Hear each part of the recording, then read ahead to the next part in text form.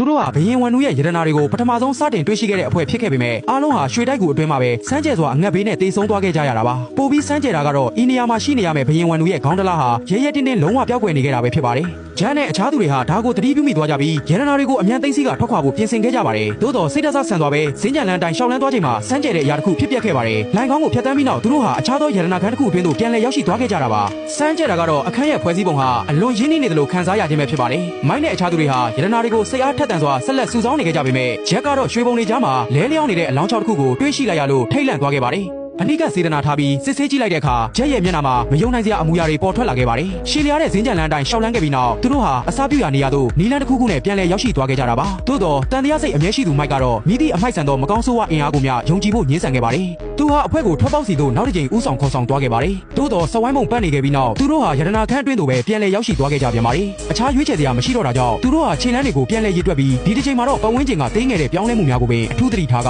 တဲလွန်စာအချို့ရှောက်ဖွေးနိုင်ရန်ဖြည်းဖြည်းချင်းသတိထားရှောက်လန်းခဲ့ကြပါတယ်။သူတို့မသိခဲ့တာကတော့သူတို့ရဲ့ပြုလုပ်ချက်တွေဟာလွန်ခဲ့သောနှစ်30ကရှေးအောင်သူတေသနာအဖွဲ့ရဲ့ပြုလုပ်ချက်များကိုမသိလိုက်ပဲပုံတူကူးချနေခဲ့ခြင်းပဲဖြစ်ပါတယ်။သူတို့ဟာလက်စားမှုတစ်ခုအတွင်းပိတ်မိနေသလားဆိုတာကိုအဖြေရှာဖို့အတွက်ခရစ်ကမိုက်ထန်တနက်တစ်ချောင်းကမ်းပေးလိုက်ပါတယ်။အကယ်၍ဒါဟာအာယုံမားယောင်မှဖြစ်နေတာဆိုရင်ကြီးစံတွေဟာထိခိုက်မှုမရှိပဲဂူလန်းချောင်းရဲ့အဆုံးစီသို့ပြစ်ခတ်နိုင်ရမည်ဖြစ်ပါတယ်။